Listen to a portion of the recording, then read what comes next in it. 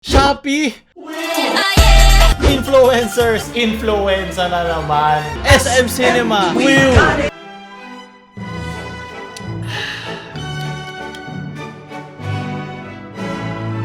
Kamusta yung mga kansan? Ako nga pala si Mocha Frappuccino para maghatid ng legit fake news sa Pilipinas. So ngayon simulan na natin, dami natin dadaanan ngayon. Alam nyo naman na nangyari nung June 6, Thursday, dumating ang Blackpink, isang K-pop girl group na makikipag-meet and greet sa kanilang mga fans dahil sa ginawa ng Shopee, dahil sa kanilang pag-organize ng event. So ako, wala akong pake sa K-pop.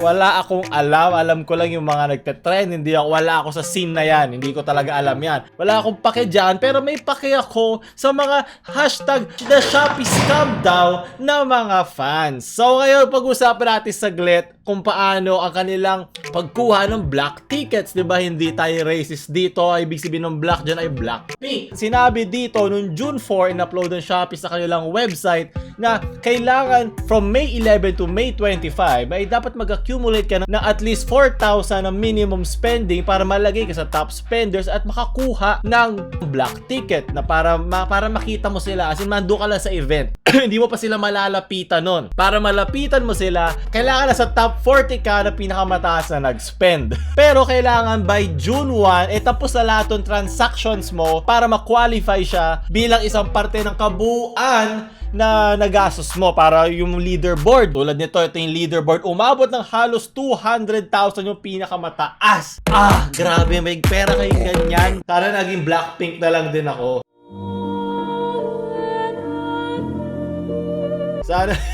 Sana naging babae na lang din ako na sumasayaw at magaling kumanta. So ngayon, ito yung June 4. Pero the next day mismo, June 5. So naging problema dito, yung June 5, kasi yung the day after, allegedly, napalitan yung pinaka rules and regulations yung mismong paano ka makakapasok sa top 40 na makaka-meet and greet at sa 568 na makakapunta sa mismong event. Kasama ng mga influencers at mga kung ano-ano pang kailangan na nandyan. Yung may karapatan naman ng Shopee na gawin yon. So kaya sa May 11 to May 25 dapat eligible ka na account, tapos dapat by June 1 naging May 25 mismo yung naging deadline. Syempre di naman mano-notify ang lahat agad-agad na gano'n yung nangyari. Between May 25 hanggang June 1 inisip, wala ako sa top 40, bibili pa ako ng mga 10 laptop at 10 mga phones baka para makaabot ako sa top 40 para ma-meet and greet ko ang mga Blackpinkers. Hindi yun ang nangyari. So isa lang yun sa lahat na sinabi ko, isa pa lang yun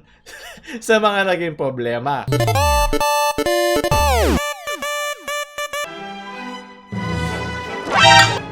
Hindi ba tayo tapos? So ngayon, doon naman tayo sa sumunod. So, di ba, napakasimple lang, di ba? Kung ano yung pinakamataas, bilang ka ng 40, meron na sila meet and greet kasama ang Blackpink. Pero hindi yun na nangyari. Nagkaroon sila ng parang technical site error kung saan kahit yung mga nasa top 40, hindi nila nakuha yung kanilang ticket, pero yung mga below no, nakuha nila. Bakit ganon? So, ang sinasabi nila ay nagkaroon daw ng mga connection sa loob, nagkaroon daw ng mga kung ano ng mga corruption. Yun yung mga sinasabi ng mga nasa labas. Ang mga sinabi naman ng mga nasa loob, it's a site error, technical issue, at inayos naman nila. Meron sila mga ni-revoke na mga tickets, meron sila mga binalik. Iba doon, galing pa sa kung saan parte ng Pilipinas, nag-aeroplano pa papunta sa event na to, sa mismo lugar na to. Di ba, isipin mo nag-effort ka, tapos darating ka dun sa mismo event, hindi ka daw pwede. Para kang pinaasa ng crush mo, kasi dahil mo nang ginawang tumbling para umabot kung nasaan ka ngayon. Pangalawa na yan. Kaya nag-trending ang Shopee scam dahil sa napaka-obvious kamalian ng mismong kumpanya. Nag-sorry naman sila. Sorry. Sinabi nila na naintindihan nila, inayos naman agad nila nung kinakailangan. Pero ang hirap dito, walang transparency. Like, hindi nila sinabi kung paano yung proseso, kung meron mga ba nagkaroon ng technical error. Kumbaga, inaako nila lahat. Dahil dito, nagkakaroon ngayon ng assumptions ang Supreme Court of Twitter and ng public na ganito yung nangyari kaya sila ganito, di ba? Kasi hindi sila transparent eh. So syempre, yung mga butas na kailangan buuin ng mga blinks, eh kailangan sila na gumagawa. Eh syempre, punong-puno na galit niyan ngayon, punong-puno na ines, lalo na sa fandom nila, eh mabilis ang emosyon gumalaw. Kung mo, Shopee na, di bumahintindihan. So ayun, nagalit na galit sila sa kanilang mga keyboard at wala tayong magagawa doon. Kasama talaga yun sa galawan sa internet. Tapos may mga nag-circulate pa ng mga images na ito influencer and celebrity ticket. Mga mismo mga diehard fans sa Blink dyan na malaki ang ginastos, malaki ang mga pinagdaanan, mga mas attached dun sa kanilang mga ni-idolo compared sa hindi ng mga influencers dyan na nandyan lang dahil sinabi ng marketing team na kailangan nila to influencer na to. Dahil sa pera, di ba, kahit ako gagawin ko yan. Diba, tamang sellout lang kahit hindi ko alam kantahin yung mga kanta niyan. Ito, panoorin natin itong video na to sa Twitter.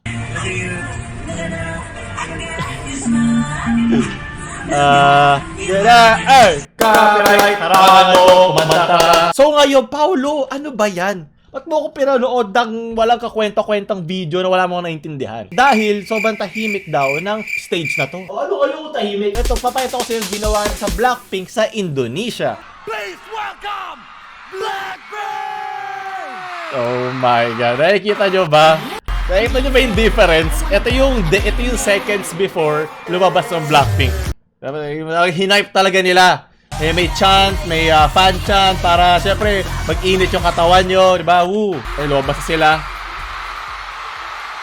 Grabe yung puputi nila. So, masiraw ako sa mga legs nila at sa mga camera, di ba? Naiintindihan ko yung production value mababa. Pero yung mismo process ng pag-hype sa kanila is parang ang dating, hindi sila binigyan ng respect na meron sila. Siguro kakulangan nyo sa parte ng management team ng Shopee. Siguro gusto nila mahapyawan lang. Hindi talaga sila gumawa ng isang pangkalahatang event. Parang gusto nila i-bounce ang Blackpink, ang kanilang reach with their brand. So naiintindihan ko naman yon. Parang we make the most of what we can have. Baka nagkaroon sila ng deal na kailangan nilang sakyan, di ba? At the end of the day, business yan at kita-kita. Lalo na yung style nila top spender. I-install mo yung app, bibili ka, ito yung value na kailangan mo ibigay. So parang maximum profit talaga ang habol. Hindi yun masama.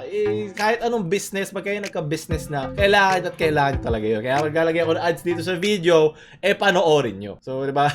Na hindi naman nababayaran ng passion at pagmamahal ang Meralco, Maynila at renta ng bahay. Nakikita nyo yung difference ng energy ng isa sa energy dito. So ngayon, dumaan naman tayo sa mga binigay ng mga memes, mga blink and brown and black. Hindi ko alam, basta select all the pictures with mga totoong blinks na nakapunta sa meet and greet.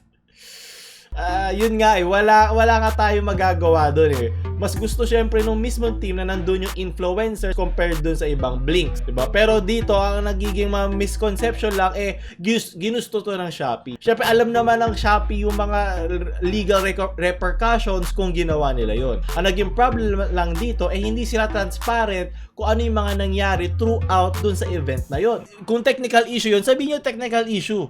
Okay, huwag kayo magbigay ng voucher.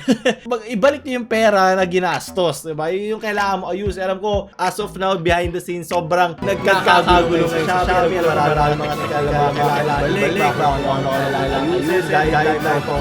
ang daming gulo niyan. Siyempre, yung mga nandun sa mismo, sabi, ma'am, sorry na po, mga customer, mga humaharap ng customer, wala silang kapangyarihan outright para i-fix kung ano man yung problem nyo. Diba, nagkaroon nga ng mga, sa mismong event, sinabihan silang, sorry ma'am, hindi ka pwede, sorry ma'am, wala po yung ticket, sorry ma'am, sorry. It all interconnects into the K-pop zone. Hindi naman isang malaking tao ang Shopee. Binubuo yan ng mga iba't ibang tao para makagawa ng iba't ibang mga bagay. And it takes time para dun sa hierarchy of command para makapag-fix ng problem o makapag-relay na information para makagawa ng tamang troubleshooting para nagkakaroon ng problema. Siguro masyado malaki yung volume ng mga problems na nag-arise lalo na sa perang ipinaso from Nico. Oh no! Oh shit! Ang sakit! So, oh my God!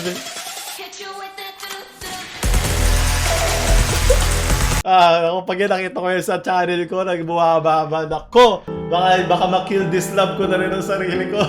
Nag-unfollow sila sa Twitter ng Shopee from Kiel. Shopee! Buy everything at Shopee. I see what you did There! Buy everything at Shopee. Tama na kasi, dapat yung Jose Marie Onicha na lang, ibalik nyo. Let's kill this love. Yeah, yeah, yeah, yeah, yeah. Kahit apat ni Jose Maricha na lang. Tawag sa mga jinx. Let's kill.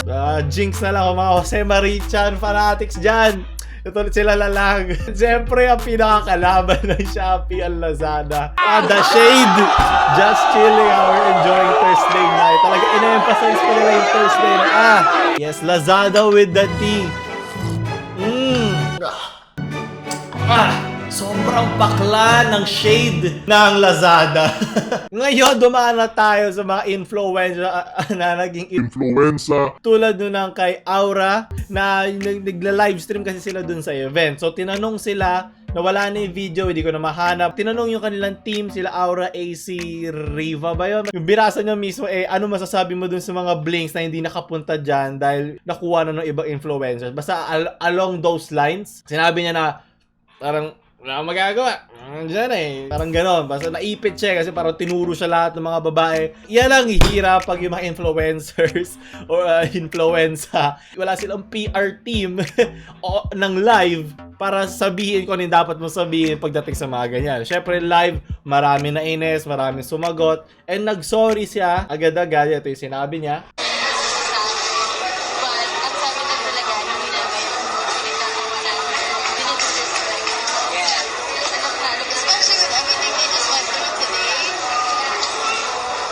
Sobrang sabog.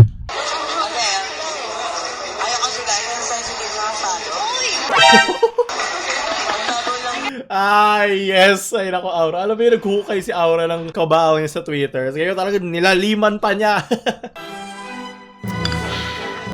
So, ang sick daw ng kanilang, performance. So, pa-joke na sinabi ni Aura, syempre nag-i-English-Englishan siya para magpatawa. Sinabi niya na parang si Jenny. Like Jenny, parang Jenny is sick. O parang si Jenny is sick. Throughout, parang masakit yung tiyan ni Jenny. Parang nagkakaroon daw siya ng parang panic attack. Siguro dahil sa kanilang flight. Siguro baka may kinain, napagod. Syempre, may mga ginagawa sila everyday. May mga schedule yan. Di ba? Mga ano yan, mga sikat yan eh. Kaya tayo dito, nagre-relaxan tayo dito. Di naman tayo sikat eh, di ba? Kaya may time ako i-upload to ng Geto kabilis eh. Tinatamad ako mag-edit. So, sinabi ni Aura na ang arte nyo naman, ang babaw-babaw naman yung kinakartya nyo. So, ewan ko, dinagdagan lang niya yung apoy dun sa fandom na naiinis sa kanya, yung mga blinks. Yung style ni Aura ng comedy is vice ganda, di ba? Very prank, harap-harapan, walang rekta-rekta na kasi yung joke do is subverting expectations na parang kala mo mag-sorry ako, nope! Pag-iinisin lang kita lalo. So, yun yung kaniyang style ng pagpapatawa. So, sinabi niya, cancel culture, let's go, pasok! Cancel Aura, cancel Riva, cancel sino ba to? Blah, blah, blah. Isipin mo, no? May Di pa kayo edad ko sa mga 16-17 years old. sunod! So, pinunta ko yung kanilang mga Instagram account. So, syempre, pinlog na nila ang Blackpink dahil nasa, nasa kontrata nila yun eh. Nakuha nila yung ticket. Syempre, pagtrabaho. Pero dito, dinisable na nila yung pag-comment kasi alam na nila ang galawan dyan. Meron dyan maraming likes na mga comment na pagtitripan sila. Isi-screenshot yun, ilalagay sa Facebook at magbaviral. So, para mag-damage control, dinisable na nila yung mismong comment section nila. So ngayon, dumara tayo sa legal action. So meron na mga nagkaso sa Shopee, 'di ba? Sinabi ng DTI dito na pag hindi yun yung nakalagay sa promo, 'di ba? Pinalitan nga nila from June 4, June 5 nag-iba yung guidelines, from June 1 naging May 25 yung deadline. So sinabi na dito, pwede magkaroon ng penalty yan. Inaaral pa natin yan. Meron pa kang Shopee Scam Day number 2. Ganun katindi yung fandom na to. Ganun sila hindi makaka-move on. Parang ex yan na hindi maka-move on sa'yo. Mafa-fine ang Shopee ng almost 300,000 pesos pag napatunayan na hindi nila sinunod yung promo sale o yung kanilang promo mechanics na sinabi doon sa kanilang site. 116 winners ang hindi napayagang pumasok doon sa mismong event kahit na-notify naman sila ng Shopee na pwede. So, ang pinaka parang legal action lang dito ay yung pagpalit ng mismong mechanic ng one day after nang hindi properly na disseminate o na-notify yung kanilang mga shoppers. So from to DTI. Ay, pinipilit ko na lang mag-joke. Let's go! Sa Shopee, na dali, na yari, Ay, ako, nasa ka na si Mario Nichan. Kantahan mo ko ng boses mo. Kailangan ko na magpasko para makalimutan ko to. Shopee, you were the chosen one. Huwag kayo mag-uninstall ng Shopee, ha. Bumili muna kayo bago nyo i-uninstall, okay? Bumili muna kayo ng merch, huwag nyo kalimutan. Bumalik na lang kayo ulit pag sinabi kong meron na sa mga blink dyan. Susunod na balita, akala mo tapos na tayo. Naku, bumebenga ang mga kumpanya ngayon. Isa pang malaki ay SM Cinema. So, di ba kamakailan sinabi lang bawal na daw magpasok ng pagkain. Pero lang pag galing sa snack time food na hawak ng mismong cinema. Ang labo.